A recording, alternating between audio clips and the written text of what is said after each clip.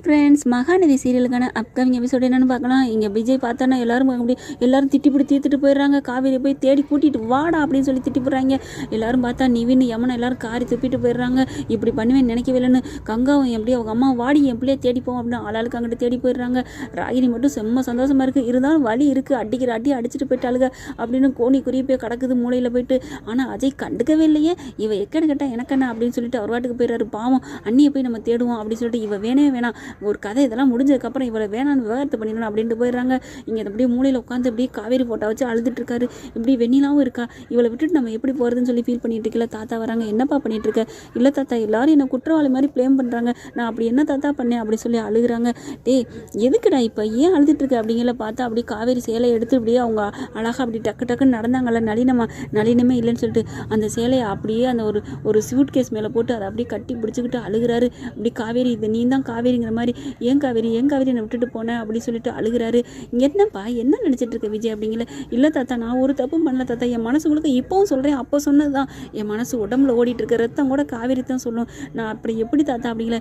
என்னப்பா நீ பைத்தியக்காரத்தனமாக பேசுகிற, அவங்கெல்லாம் பேசுனதெல்லாம் உண்மைப்பா, அதில் எந்த ஒரு மாற்று கருத்தே இல்லை அப்படின்னு தாத்தா சொன்னேன். என்ன தாத்தா சொல்கிறீங்க? ஆமாம், நம்ம நிவின் சொன்னதை பார்த்தியா, நறுக்குன்னு கேள்வி கேட்டார் பார்த்தியா, நான் கல்யாணம் ஆகி ஒரு வருஷத்தில் விட்டுட்டு விலகி போகிறேன்னு தெரிஞ்சு என்னை திரும்பி பார்க்காம இருந்தா காவேரி, ஆனால் உன் முன்னாள் காதல் வந்தோன்னே போயிட்டு கொஞ்சி குழாவுற அந்த பொண்ணு மனசு எவ்வளோ பாடுபடுன்னு சொன்னானே, அதைத்தான் நானும் கேட்குறேன் விஜய். அந்த பொண்ணு எவ்வளோ கஷ்டப்பட்டுருப்பா தாத்தா, அதுக்காண்டி முன்னாடி விரும்பினவங்க வந்தால் பேசக்கூடாதா வைக்கக்கூடாதா? என்னப்பா பேசக்கூடாது வைக்கலான்னு, இப்போ நிவின் வந்தோன்னே கொஞ்சி குழாவுன்னா விட்டுருவியா நீ அப்படிங்கல. அது இல்லை தாத்தா அப்படிங்கல, நீ பண்ணது தப்புப்பா, பாவம் காவேரி இப்போ எங்கே போனான்னு தெரியல அப்படிங்கல. இல்லை தாத்தா அப்படிங்கல, இப்போவுமே நீ தப்பு பண்ணிட்டு தாப்பா இருக்க, என்ன தாத்தா சொல்கிறீங்க அப்படிங்கிறாங்க. ஆமாம், இப்போ காவேரி காணணுன்னா இதே வெண்ணிலா இல்லாமல் இருந்தால் நேரத்தெல்லாம் எப்படி துடிச்ச காணணும் அட்லைரி அடித்து ஓடனியா? ஆமாம் அப்படிங்கிறாங்க. இப்போ ஏன் போகல அப்படிங்கல. ஏன் இங்கே வெண்ணிலா இருக்கான்னு தானே அப்படிங்கல. இல்லை தாத்தா, இவளை விட்டுட்டுங்க, அதை இப்போ நானும் பாட்டி இல்லையா பார்த்துக்க மாட்டோமா, இந்நேரம் காவேரி காணணும்னு அலறி அடிச்சுட்டு ஓட வேணா, வண்டி எடுத்துகிட்டு கிளம்பியிருக்க மாட்டா, கொட்டைக்கானல் வரைக்கும் போயிட்டு அங்கே கும்மாளம் போட்டு வந்தீங்களே, அந்த மாதிரிலாம் இப்போ எங்கடா போச்சு? ஓ அப்படியே தோல் சாயிறதுக்கு இன்னொரு தோல் கிடச்சிருச்சு அப்படின்னு உனக்கு தைரியம் வந்துருச்சா? அப்படி இல்லை சுகமாக இன்னொருத்தி வந்துட்டாலே இவ இதுக்கு அப்படின்னு நினச்சிட்டு இருக்கியா தாத்தா அப்படி சொல்லி. என்ன தாத்தா அப்படி சொல்லி அப்படி காலை கட்டி பிடிச்சி அழுகிறார். என்ன பார்த்து எப்படி தாத்தா இந்த ஒரு வார்த்தை கேட்க போச்சு அப்படிங்கல. என்னை மன்னிச்சிடா பேராண்டி, நான் மனசை கல்லாகிட்டு தான் உன்கிட்ட கேட்குறேன், ஆனால் என்ன பண்ணுறது, உனக்கு ரோசம் வரணும், காவேரி தான் முக்கியம் நீ நினைக்கணும், அதுக்காக இன்னும் நான் கொடிய வார்த்தையை கூட கேட்க ரெடி அப்படின்னு மனசுக்குள்ளே தனக்கு தானே நொந்துக்கிட்டு பேசிக்கிட்டு அதுக்கப்புறம் இல்லைடா விஜய், நான் சொல்கிறது கேளுப்பா, உனக்கு காவேரி தான் முக்கியம் அப்படிங்கிறாரு. என்னை மன்னிச்சிருங்க தாத்தா, நானும் நீங்கள் சொல்கிற மாதிரி ரொம்ப தான் ஓவராக பண்ணிட்டனோ அப்படிங்கிறா. ஆனால் ஒன்று மட்டும் பண்ணேன், அவளை கட்டி பிடிச்சி அழுகுறடா, கட்டி பிடிச்சி அழுதுன்னா எனக்கே கோவம் வந்திருக்கும், பாவண்டா காவேரி அப்படின்னு நொடுங்கி போயிட்டாடா, அவள் இப்போ எங்கே போயிட்டான்னு தெரியல அப்படிங்கல. இல்லை தாத்தா அப்படின்னு டக்குன்னு எந்திரிக்கிறாரு. எங்கேடா போகிறேன், நான் காவேரி எங்கே தான் தேடி கண்டுபிடிச்சி தான் தாத்தா வருவேன் அப்படி சொல்லி கிளம்புறாங்க. இப்போ அது உனக்கு புத்தி வந்துச்சு அப்படி என்ன மன்னிச்சிருங்க தாத்தா அப்படிங்கிறாங்க. போடா அவங்க வீட்டில் போய் ஏதாவது ஆறுதல் சொல்லிட்டு போ. இல்லை தாத்தா, ஆறுதல் சொல்கிறது முக்கியம் இல்லை, எனக்கு என் பொண்டாட்டி முக்கியம், நான் கிளம்புறேன் அப்படிங்கிறாங்க. சரிடா இப்போ டாக்டர் வர சொல்லிக்கே வந்துருவாங்களே அப்படிங்கல. தாத்தா என்னையவே மடக்கிறீங்களே என்னடா அப்படிங்கல.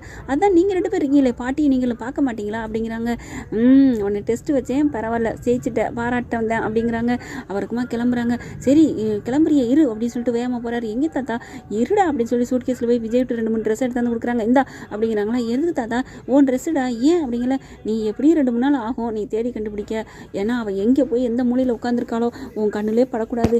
சரி நல்ல பண்ணுற பாவண்டா காவேரி, அவன் நல்லா இருக்கணும், நம்ம ஆசைப்பட்ட புருஷன் ஆசைப்பட்டவரோட வாழணுன்ட்டு ஓடி இருக்கிறா அப்படிங்களா. கண்டிப்பாக உன் கண்ணில் படுற மாதிரி இருக்க மாட்டா, அதனால் நீ தேடி அலையணும், அதுக்கு ட்ரெஸ் வேணும் இல்லையா, இந்த வச்சுக்கோ, நீ எப்பாடுபடுவியோ, நீ என்ன பண்ணுவியோ, நீ ஒரு படத்தில் சொல்கிற மாதிரி நீங்கள் ஆடல் பாடல் நடத்தியே தீரணும், நீங்கள் திருவிழா நடத்துகிறீங்களோ இல்லையோ அப்படிங்கிற மாதிரி, நீ சாப்பிடுவியோ சாப்பிட மாட்டியோ, ட்ரெஸ் பண்ணுவியோ பண்ணலையோ, நீ வரும்போது காவேரியோட தான் வரணும், இதுதான் என்னோட முடிவு அப்படின்னு சொல்லிடுறாரு தாத்தா.